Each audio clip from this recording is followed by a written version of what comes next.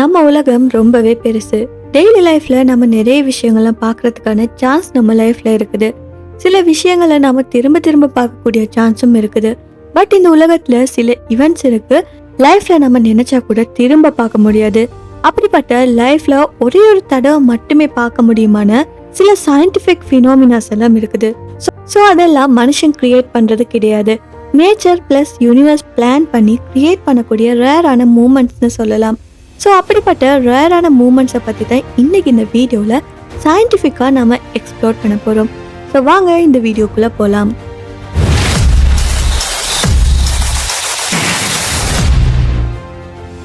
முதலாவது பார்த்தீங்கன்னா முழு சூரிய கிரகணம்.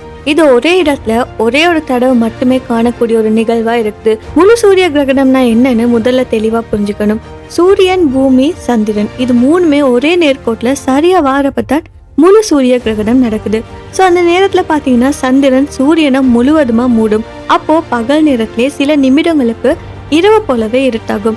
ஸோ இது ஒரு சாதாரண கிரகணம் கிடையாது. ஏன்னா சந்திரன் சரியான தூரத்துல இருக்கணும், சரியான அளவுல இருக்கணும், சூரியனை முழுவதுமா மறைக்கிற அளவுக்கு அதோட நிழல் பூமியில விழணும். ஸோ இந்த நிழல் விழுகிற பகுதி பார்த்தீங்கன்னா ரொம்ப சின்ன பகுதியாக தான் இருக்கும். அதை தான் கிரகண பாதைன்னு சொல்லுவாங்க. ஸோ இந்த கிரகண பாதை ஒரே நாட்டில் ஒரே நகரத்தில் மறுபடியும் வர நூற்றுக்கணக்கான ஆண்டுகள் ஆகும். அதாவது நீங்கள் இருக்கிற இடத்துல முழு சூரிய கிரகணம் நடக்கிறத உங்களோட வாழ்க்கையில் ஒரே ஒரு தடவை தான் பார்க்க முடியும்னு சொல்லலாம். அதுக்கப்புறமா ஹாலிவால் நட்சத்திரம். மனிதனோட வாழ்நாளிலே ஒரே ஒரு முறை மட்டுமே காணக்கூடிய அரிய வானியல் நிகழ்வா இது இருக்குது. வானத்துல சில நேரங்களை பார்த்தீங்கன்னா நட்சத்திரம் போல ஒரு ஒளிக்கோடு நீண்ட வாளோட சேர்ந்து செல்ற மாதிரி தெரியும். ஸோ அதையே வால் நட்சத்திரம்னு சொல்றாங்க. அப்படிப்பட்ட வால் நட்சத்திரங்கள்ல ரொம்பவே ஃபேமஸான ஒரு நட்சத்திரம் தான் இந்த ஹாலிவால் நட்சத்திரம். ஸோ இது பார்த்தீங்கன்னா இந்த வால் நட்சத்திரம் பூமியை சுற்றி வாரது கிடையாது. இது சூரியனை சுற்றி நீண்ட நீளமான பாதையில பயணம் செய்யுது. ஸோ இது ஒரு முறை சூரியனை சுற்றி முழுசா வந்து திரும்ப பூமிக்கு பக்கத்துல வர சுமார் 76 ஆண்டுகள் நடக்கும். ஸோ இதனால தான் இந்த ஹாலிவால் நட்சத்திரம் பார்த்தீங்கன்னா மனித வாழ்நாளிலே ஒரே ஒரு தடவை மட்டுமே காணக்கூடிய ஒரு நிகழ்வா இருக்குது. கடைசியா இந்த வால் நட்சத்திரம் பூமிக்கு பக்கத்துல வந்தது 1986 ஆண்டு. அதுக்கப்புறமா மீண்டும் சூரியனை சுற்றி தூரமா தான் போய்கிட்டே இருக்குது.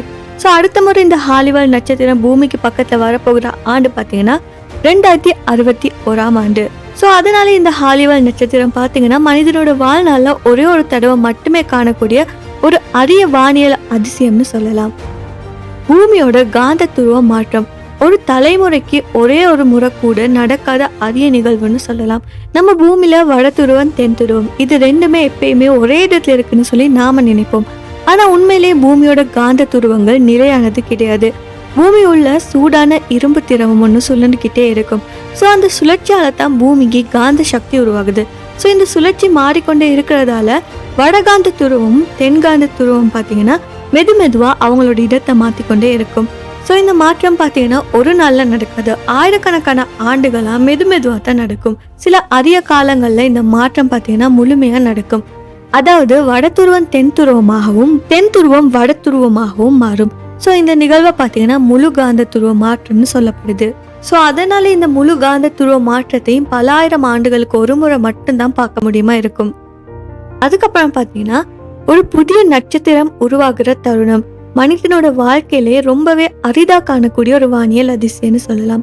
வானத்துல நம்ம பார்க்குற நட்சத்திரங்கள் எல்லாமே எப்பயுமே ஒரே மாதிரி அமைதியா இருக்கிறது இல்லை. சில மிகப்பெரிய நட்சத்திரங்கள் பார்த்தீங்கன்னா பல கோடி ஆண்டுகள் எரிஞ்சதுக்கு அப்புறமா அவங்களோட எரிசக்தி முடிவுக்கு வரப்ப திடீர்னு வெடிக்க ஆரம்பிக்கும். ஸோ இந்த மிகப்பெரிய வெடிப்பு பார்த்தீங்கன்னா மாபெரும் நட்சத்திர வெடிப்புன்னு சொல்லி அறிவியல் சொல்லுது. இந்த வெடிப்பு நடக்கிறப்ப தான் அந்த நட்சத்திரங்கள்ல இருந்து ரொம்ப அதிகமான ஒளி வெளியேறும். ஸோ அந்த ஒளி தான் வானில எல்லா திசைகள்லையுமே பரவி பயணம் செய்யுது. ஆனா அந்த நட்சத்திரம் பூமியில இருந்து ரொம்ப தூரத்துல இருக்குது. அதனாலே அந்த ஒளி பூமியை வந்து சேர நூற்றுக்கணக்கான இல்லைன்னா ஆயிரக்கணக்கான ஆண்டுகள் எடுக்குது. அதாவது நாம இன்னைக்கு வானத்துல பாக்குற அந்த ஒளிப்பொடியெல்லாம் இன்னைக்கு நடந்த வெடிப்பு கிடையாது. அது பல நூறு ஆண்டுகளுக்கு முன்னுக்கு நடந்த வெடிப்போட ஒளியா தான் இருக்குது. மனிதனோட வரலாற்றையே கண்ணுக்கு தெளிவா பார்க்க முடியாத இப்படிப்பட்ட நட்சத்திர வெடிப்புகள் எல்லாம் ரொம்பவே குறைவான தடவைகள்ல மட்டும்தான் பதிவாகி இருக்கு. ஸோ அதனாலே ஒரு நட்சத்திரம் வெடித்து ஒளி வீசுற தருணத்தை நேரடியா வானில பார்க்கறது மனிதனோட வாழ்வுல ஒரே ஒரு தடவை மட்டுமே கிடைக்கக்கூடிய ஒரு மிக அரிய வானியல் நிகழ்வா இருக்குது. அதுக்கப்புறமா ஒரு மனிதனோட மூளை முழுமையா வளர்றது. வாழ்க்கையில ஒரே ஒரு தடவை மட்டுமே நடக்கக்கூடிய செயல்முறை. மனித மூளை பிறந்த உடனே முழுமையா வளர்ந்து விடுதுன்னு சொல்லி பலர் நம்புறாங்க. ஆனா அது உண்மை கிடையாது. மனிதனோட மூளை மெதுமெதுவா பல ஆண்டுகள் வளர்ந்து பரிணாமம் அடையுது. குழந்தை பருவம், இளமை பருவம் இதெல்லாம் கடந்து மனிதனோட மூளை சுமார் 25 வயதுக்கு அப்புறமா தான் முழுமையா வளர்ச்சி அடையுது.